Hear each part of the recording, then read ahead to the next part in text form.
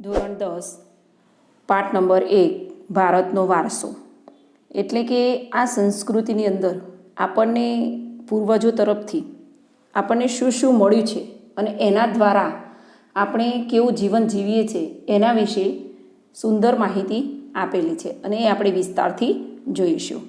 ભારત પ્રાચીન સંસ્કૃતિ ધરાવતો દેશ છે.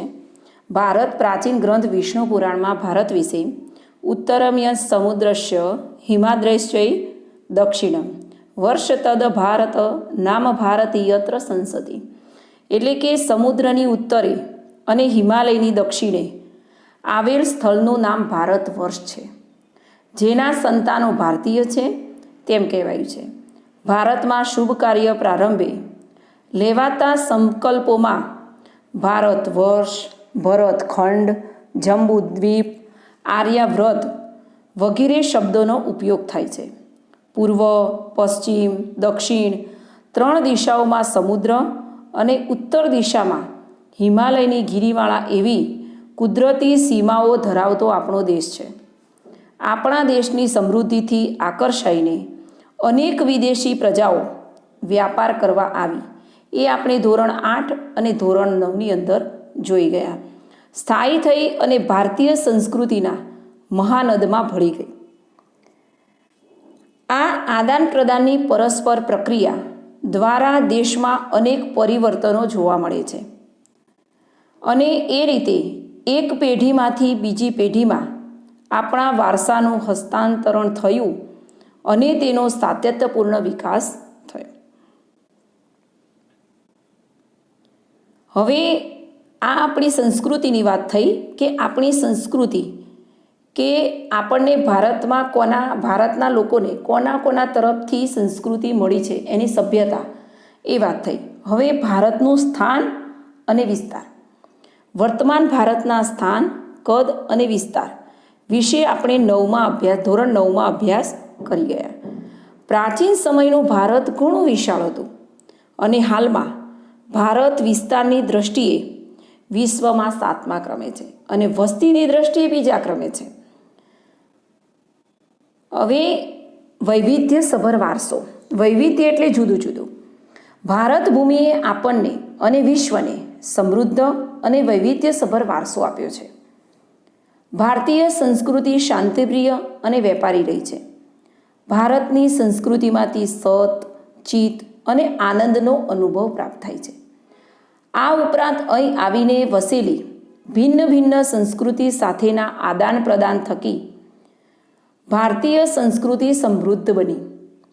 તેણે અપનાવેલ અહિંસા અને શાંતિના મૂલ્યોની આજે વિશ્વભરમાં પ્રશંસા અને સ્વીકાર થયો છે. સિંધુ ખીણની સંસ્કૃતિના લોકોથી શરૂ કરીને આજ દિન સુધીના, સિંધુ ખીણ એટલે આપણે જે ધોરણ 6-7માં હડપ્પીય સંસ્કૃતિ જોઈ ગયા એ, હડપ્પા, લોથલ એ જોઈ ગયા એ, આજ દિન સુધીના લોકોએ ભારતને પોતાની આવડત, બુદ્ધિ, શક્તિ અને કલા કૌશલ્ય દ્વારા સમૃદ્ધ બનાવ્યું છે. ભારતના ભવ્ય વારસાના નિર્માણ અને ઘડતર માટે અનેક ઋષિમુનિઓ, સંતો, વિદુષીઓ, વિદ્વાનો, ચિંતકો, કલાકારો, કારીગરો, વૈજ્ઞાનિકો, સંશોધકો, સાહિત્યકારો, શિક્ષણશાસ્ત્રીઓ, રાજનીતિજ્ઞો, ઇતિહાસકારો, સમાજ સુધારકો વગેરેનો અગત્યનો ફાળો છે. તેમના ધર્મ, શાસન શૈલી, ભાષા, કલા, ચિત્ર, બોલી, પહેરવેશ અને રીત રિવાજો વગેરે પણ ભારતને મળ્યા છે. આ રીતે ભારતમાં ભાતીગળ સંસ્કૃતિનું નિર્માણ થયું. આપણે જે વૈવિધ્યસભર વારસો મળ્યો છે એની અંદર ઘણા લોકો અને ઘણા વ્યવસાયકારોનો એની અંદર સમાવેશ થાય છે. હવે આપણે જોઈશું સંસ્કૃતિનો અર્થ. સંસ્કૃતિ એટલે શું? તો કે સંસ્કૃતિ એટલે જીવન જીવવાની રીત. દેશ કે સમાજમાં કાળક્રમે બદલાતા સંજોગો અનુસાર જનજીવનમાં આવતા પરિવર્તનો, સુધારા, સામાજિક નીતિ, રીતિ ઇત્યાદિ વડે ભિન્ન ભિન્ન સમાજોની સંસ્કૃતિ બને છે.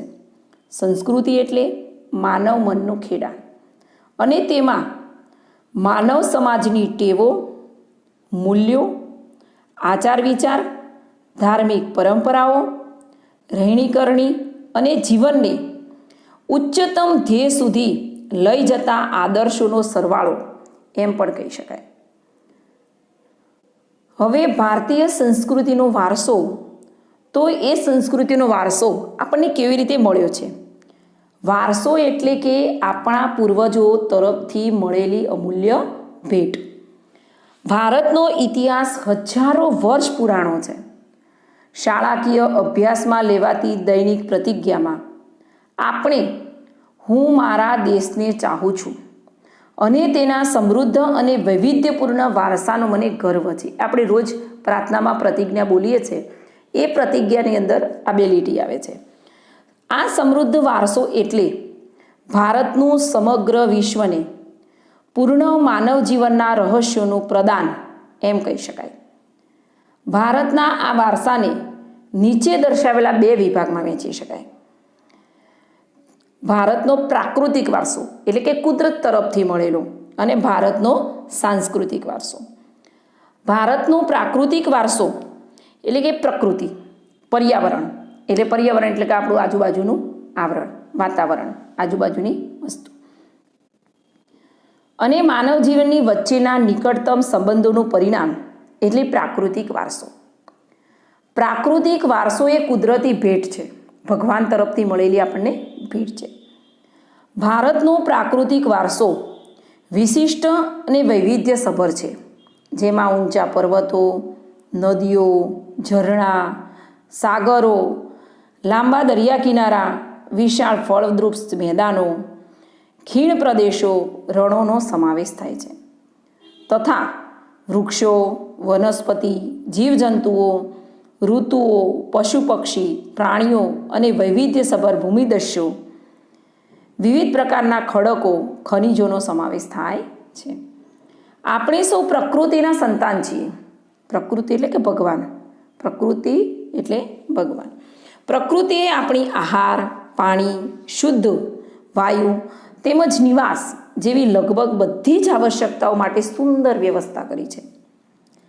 પ્રકૃતિ સાથેનો આપણો વ્યવહાર શ્રદ્ધાપૂર્વક હોવાના ઉદાહરણો પંચતંત્રની વાર્તાઓ અને બૌદ્ધ ધર્મની જાતક કથાઓમાં જોવા મળે છે. એટલે આપણે આ લગભગ 8મા 9માની અંદર, 6 થી 8ની અંદર પણ આપણે લાઇબ્રેરીની અંદર આ પુસ્તકો વાર્તા રૂપે આપણે વાંચેલા હશે. આપણા લોકસંગીત અને શાસ્ત્રીય સંગીતમાં પણ ઋતુઓ અને પ્રકૃતિ સાથેનો સંબંધ જોવા મળે છે. ઋતુઓ બદલાય એમ પ્રકૃતિ એનું રૂપ બદલે છે. શિયાળો હોય તો ઠંડી પડે છે, અને પ્રકૃતિ એટલે કે જુદા જુદી વનસ્પતિઓ એની જમીન ઉપર ઉગી નીકળે છે અને આપણે એને વાવીએ છીએ, અને પ્રકૃતિ પોતાનું સુંદર શણગાર સજે છે ઋતુઓ પ્રમાણે. પ્રકૃતિ સાથે આપણો વ્યવહાર શ્રદ્ધાપૂર્વક હોવાના ઉદાહરણો પંચતંત્રની વાર્તાઓમાં અને બૌદ્ધ ધર્મની જાતક કથાઓમાં જોવા મળે છે. આપણા લોકસંગીત અને શાસ્ત્રીય સંગીતમાં પણ ઋતુઓ અને પ્રકૃતિ સાથેનો સીધો સંબંધ છે. આપણા ગીતો, તહેવારો, કવિતાઓ, ચિત્રોમાં પ્રકૃતિ અને ઋતુચક્રનું નિરૂપણ જોવા મળે છે. નિસર્ગોપચાર, નેચરોપથી, આયુર્વેદિક, યુનાની જેવી ચિકિત્સા પદ્ધતિ પ્રકૃતિ પર આધારિત છે. એટલે આયુર્વેદિક ઉપચાર આપણે જે કરીએ છીએ, ધારો કે તુલસી છે, અરડુસી છે, તુલસી ખાંસી થઈ હોય તો, પછી જુદી જુદા મસાલા છે, ઉધરસ થઈ હોય, ખાંસી થઈ હોય, શરદી થઈ હોય, ગળામાં દુખતું હોય, તો આપણે જુદી જુદી વનસ્પતિનો ઉપયોગ કરી અને આપણે ઉકાળો બનાવી અને ઘણી વખત પીએ છીએ. તો એના માટે પણ આપણે પ્રકૃતિ એટલે કે એ આપણે પ્રાકૃતિક વારસામાં કુદરતી રૂપે આપણને મળેલ છે. હવે આવશે ભૂમિ દ્રશ્યો. તો ભૂમિ આકારો દ્વારા અનેક ભૂમિ દ્રશ્યોનું સર્જન જોવા મળે છે. દાખલા તરીકે હિમાલય પર્વત એ ભૂમિ આકાર છે. હિમાલયમાં અનેક પ્રકારની ઉપયોગી વનસ્પતિ, ખનિજો, અવનવા પશુ પંખી અને શિખરો બરફથી છવાયેલા રહે છે. કદાચ તમે 6ઠ્ઠા ધોરણમાં જોયું હશે કે ભુર્જ નામનું વૃક્ષ એકલા હિમાલયમાં થાય છે, અને એના ઉપર ભુર્જ નામના વૃક્ષની છાલ ઉપર ભોજપત્રો એ પહેલાંના જમાનામાં પ્રાચીન સમયમાં એના ઉપર લખાણ લખતા હતા. તેનાથી મોટી નદીઓ 12 માસ પાણીથી સમૃદ્ધ રહે છે. તરાઈના જંગલો પણ ત્યાં આવેલા છે. હિમાલયમાં અમરનાથ, બદ્રીનાથ, કેદારનાથ જેવા યાત્રાના સ્થળો, નંદાદેવી જેવા શિખરો પણ આવેલા છે. ભારત માટે હિમાલયનું મહત્ત્વ ઘણું છે. હિમાલય એક મોટો પર્વત છે. એનું સૌથી મોટામાં મોટું શિખર માઉન્ટ એવરેસ્ટ છે. અને આપણા ભારતનું જોઈએ એ નેપાળમાં આવ્યું, અને આપણા ભારતની અંદર જોઈએ તો સૌથી મોટું ગોડવિન ઓસ્ટિન, બરાબર. એ 2 ઊંચા શિખરો છે. પણ જો સૌથી વિશ્વનું કહીએ તો માઉન્ટ એવરેસ્ટ આવે, અને ભારતનું કહીએ તો ગોડવિન ઓસ્ટિન આવે, એટલે K2, બરાબર. ચલો, હવે નદીઓ. પ્રાચીન કાળથી નદીઓ પ્રાકૃતિક માર્ગ પૂરો પાડતી રહે છે. ભારતીય સંસ્કૃતિ સિંધુ અને રાવી નદીના કિનારે પાલન પોષણ પામી છે. એટલે કે પહેલાંના સમયમાં માણસ ભટકતું જીવન જીવતો હતો. એટલે એ પોતે જ્યારે સ્થાયી જીવન જીવવાનું એને ચાલુ કર્યું ત્યારે એને પહેલી શરૂઆત નદી કિનારે જ કરી. કારણ કે અનાજ વાવે ત્યારે એને મિનિમમ 100 દિવસ લાગે. એના માટે પાણીની જરૂર પડે. એને પોતાને પાણીની જરૂર પડે. ઝૂંપડી બનાવવી હોય, ઈંટો મૂકવી હોય, માટીથી બનાવવી હોય, લીપણથી બનાવવી હોય, તો એને પાણીની જરૂર પડે. એટલા માટે એને સ્થાયી જીવન નદી કિનારે. એટલે જે આપણી જે સંસ્કૃતિ છે એ સૌથી પહેલાં સિંધુ અને રાવી નદીના કિનારે પાલન પોષણ પામી છે, એટલે કે વિકસી છે. સિંધુ, ગંગા, યમુના, સરસ્વતી, નર્મદા, ગોદાવરી, કૃષ્ણા, કાવેરી જેવી લગભગ બધી જ નદીઓએ ભારતના લોકજીવન પર પ્રગાઢ અસરો ઉપજાવી છે. પીવાનું પાણી, વપરાશનું પાણી, સિંચાઈ, વીજળી, ખેતી, જળમાર્ગ જેવી આપણી મહત્ત્વની જરૂરિયાતો સંતોષવામાં નદીઓનું પાણી સ્થાન અગ્રીમ છે. પાણી વગર કશું જ ચાલતું નથી. કોઈ બી ઉદ્યોગ લો, ખાવાનું લો, વનસ્પતિ લો, તો કે બધાની અંદર પાણીની જરૂર પડે છે. તે ઉપરાંત માટીના વાસણો, મકાનો, લીંપણ તથા ઉદ્યોગોના વિકાસ માટે પણ માનવીએ નદીના પાણી ઉપર આધારિત રહેવું પડે છે. આમ નદીઓએ ભારતીય પ્રજાજીવનને સમૃદ્ધ બનાવ્યું છે. આપણી સંસ્કૃતિમાં પ્રાચીન કાળથી નદી કિનારાના ઉષા અને સંધ્યા, ઉષા એટલે સવાર અને સંધ્યા એટલે સાંજ, વિવિધ ભૂમિદ્રશ્યો દ્વારા ભરપૂર સૌંદર્ય, કલાસૂઝ અને કૌશલ્યનો વિકાસ પણ આ પ્રકૃતિ વારસામાંથી આપણને મળ્યો છે. તેથી આપણે નદીને લોકમાતાનું બહુમાન આપ્યું છે. હવે જો આપણે પ્રશ્ન પૂછાય કે નદીને લોકમાતાનું બહુમાન કેમ આવે, કે નદીઓ કેમ લોકમાતા તરીકે ઓળખાય છે, તો આપણને જે નદીઓએ આપણને આપ્યું છે એના દ્વારા આપણે જે સમૃદ્ધ બન્યા છે એ વિશે લખવાનું. હવે વનસ્પતિ જીવન છે. ભારતની પ્રજા આદિ સમયથી પર્યાવરણ પ્રેમી રહી છે, જેથી સાક્ષી તેનો વૃક્ષ પ્રેમ, પુષ્પ પ્રેમ અને છોડવાઓ પ્રત્યેનો આદર સૂચવે છે. માણસ, પ્રાણી, પશુ પક્ષીના આહાર માટે વનસ્પતિ પર આધાર રાખવો પડે છે. ભારતમાં વડ, પીપળો, તુલસી વગેરેની પૂજા અને ધૂપ દીપ કરવામાં આવે છે. વડ સાવિત્રી વ્રતમાં વડની પૂજા કરવામાં આવે છે. અનાજ, કઠોળ, તેલીબિયાના છોડ, ધન્ય ધાન્યથી લહેરાતા ખેતરો, વન સમૃદ્ધિથી ભરેલા જંગલો અને ઔષધિઓ માટે ઉપયોગી છોડવાઓ આપણા અતિ પ્રાચીન કાળથી જીવનને સમૃદ્ધ બનાવ્યું છે. હરડે, આંબળા, બહેડા, કુંવારપાઠું, અરડુસી, લીમડો વગેરે ઔષધિઓ તથા મોગરો, ગુલાબ, કમળ, ડમરો, સૂરજમુખી, ચંપો, નિશાગંધા, જુઈ વગેરે જેવા પુષ્પોએ માનવ જીવનને ખૂબ સુંદર, સુવાસિત, નિરામય અને સમૃદ્ધ બનાવ્યું છે. આમ ભારતના સામાજિક, ધાર્મિક જીવન પર વનસ્પતિનો અસરકારક પ્રભાવ છે. આપણે એની પૂજા પણ કરીએ છીએ, એને આપણે ખાઈએ પણ છીએ અને એને આયુર્વેદિક ઉપચાર પણ કરીએ છીએ. એટલે આપણા પર અસરકારક પ્રભાવ રહ્યો છે. હવે વન્યજીવન. પ્રાચીન સમયથી ભારત દેશ પ્રકૃતિ પ્રેમી હોવાની સાથે સાથે પ્રાણી પ્રેમી સંસ્કૃતિ ધરાવતો દેશ છે. વાઘ, સિંહ, હાથી, ગેંડો, શિયાળ, રીંછ, હરણ, રોજ, સાબર, સસલા, અજગર, સાપ, નાગ, નોળિયા, ગો, શાહુડી જેવા અનેક જીવો જોવા મળે છે. વિશ્વમાં એશિયાઈ સિંહો માત્ર ગુજરાતના ગીરના જંગલોમાં જ જોવા મળે છે. કદાચ તમે જોયા પણ હશે, ગયા હશો. આપણી ધાર્મિક માન્યતામાં લોકોએ કેટલાક વન્યજીવોને વાઘ, મોર, મગર, ગરુડ વગેરેને દેવી દેવીઓના વાહન તરીકે પણ સ્થાન અપાયું છે. વાઘ તો કે અંબે માતા, એવી રીતે મોર તો કે કાર્તિકેય, મગર તો કંઈક ખોડિયાર માતા, પછી ગરુડ, એટલે જુદા જુદા દેવી દેવતાઓના વાહન પણ ગણાય છે. આપણી રાષ્ટ્ર મુદ્રામાં પણ 4 સિંહોની આકૃતિ, ઘોડો અને બળદની આકૃતિને મૂકીને તેનું મૂલ્ય આંક્યું છે. વળી આ વન્યજીવોની રક્ષા માટે અભયારણ્યો બનાવી તેમની જીવનની સુરક્ષા માટે કાયદા પણ ઘડેલ છે. એટલે આ થયો આપણો પ્રાકૃતિક વારસો. હવે આપણે આવશે ભારતનો પ્રાકૃતિક વારસાની અંદર. પહેલાં તો તમારે મુદ્દા કરી લેવાના કે કયા કયા મુદ્દા, તો કે ભૂમિ દ્રશ્યો, પછી ભૂમિ વિશે તમને જે મનની અંદર આવે એ લખવાનું. પહેલાં મેઇન મુદ્દા લખવાના. મેઇન મુદ્દા તો ખાસ પાકા કરી દેવાના, એટલે તમારે વ્યવસ્થિત માર્ક પણ આવી શકે. પછી નદીઓના નામ લખવાના. પછી નદીઓએ આપણને શું શું આપ્યું છે એ. પછી વનસ્પતિ જીવન, તો વનસ્પતિમાંથી આપણે શું શું મેળવીએ છીએ એ. અને વન્ય જીવન એટલે કયા કયા પ્રાણીઓ. તો તમારી સરસ મજાની પ્રાકૃતિક વારસો એની ટૂંકનો સરસ મજાની થઈ જશે. 4 મુદ્દા તમને આવડવા જોઈએ, અને 4 મુદ્દાની અંદર તમે શું શું લખી શકો છો એ. બરાબર. હવે છે ભારતનો સાંસ્કૃતિક વારસો. ભારતે જગતને વિવિધતાપૂર્ણ અને સમૃદ્ધ વારસાની ભેટ આપી છે. સાંસ્કૃતિક વારસો એટલે માનવ સર્જિત વારસો. માનવીએ પોતાના કુને, બુદ્ધિ, ચાતુર્ય, આવડત અને કલા કૌશલ્ય દ્વારા જે કંઈ પ્રાપ્ત કર્યું કે તેનું સર્જન કર્યું તેને સાંસ્કૃતિક વારસો કહેવાય. આર્યોથી શરૂ કરીને શકો, ક્ષત્રપ, કુષાણ, હુણ, ઈરાણીઓ, તુર્ક, આરબો, મુઘલ, પારસીઓ, અંગ્રેજો, ફ્રેન્ચ વગેરે જેવી વિવિધ પ્રજાતિઓ ભારતમાં આવી.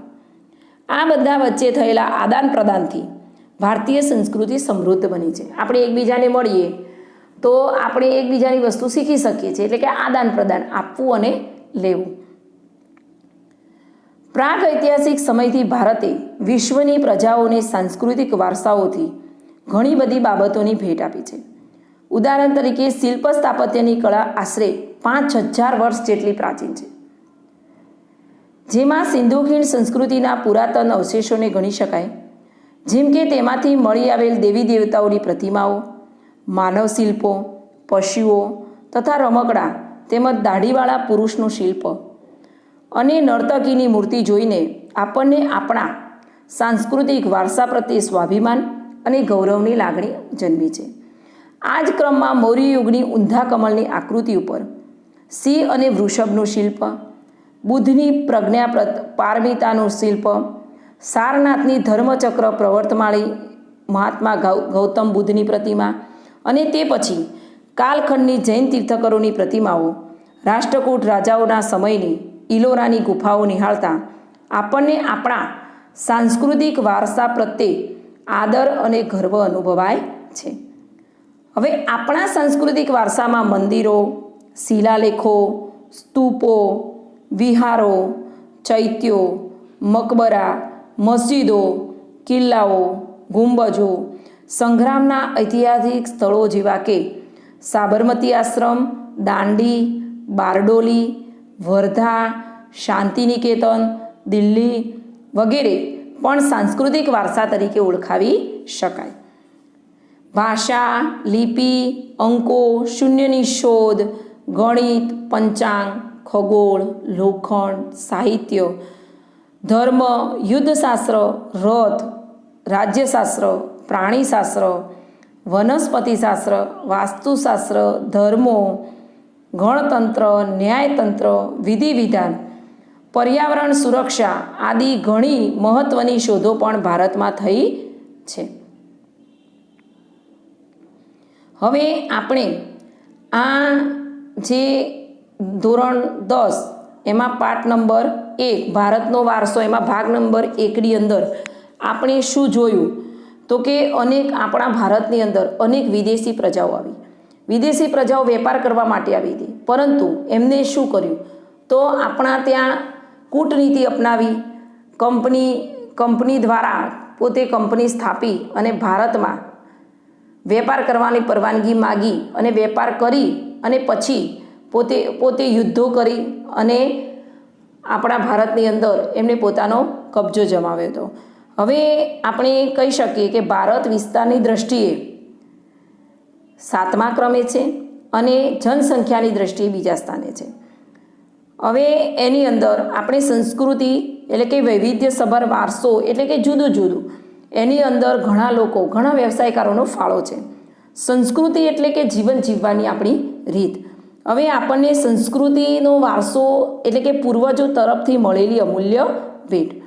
એમાં એ જે વારસો છે, પ્રાકૃતિક વારસો અને સાંસ્કૃતિક વારસો. હવે પ્રાકૃતિક વારસામાં શું આવે તો કે ભગવાન તરફથી, કુદરત તરફથી આપણને જે ભેટ મળેલું છે, તો એની અંદર ભૂમિદ્રષ્ટો, નદીઓ, વનસ્પતિ જીવન અને વન્ય જીવન. હવે સાંસ્કૃતિક વારસાની અંદર માણસોએ આપણને એના દ્વારા, એના તરફથી એમની આવડતનું આપણને જે જ્ઞાન આપ્યું છે, કેવી રીતે જીવવું, શું ખાવું, શું પીવું અને કઈ પ્રજાઓ દ્વારા આદાન પ્રદાન દ્વારા આપણને શું શીખવા મળ્યું છે, એ આપણે એમના ઐતિહાસિક સ્મારકો દ્વારા પણ જાણી શકીએ છીએ અને એ રીતે આપણને સાંસ્કૃતિક વારસો મળે છે. હવે આપણે ભાગ નંબર 2ની અંદર ગુજરાતનો સાંસ્કૃતિક વારસો, ગુજરાતમાં કયા કયા મેળાઓ યોજાય છે, ભારતની ભૂમિ અને તેના લોકો, કઈ લોકો અને કઈ પ્રજાઓ આવી અને આપણે જે વારસો મળ્યો છે એ વારસાનું આપણે કેવી રીતે સંરક્ષણ અને કેવી રીતે એનું જતન કરી શકીએ કે એ આપણે આવતા ભાગની અંદર જોઈશું.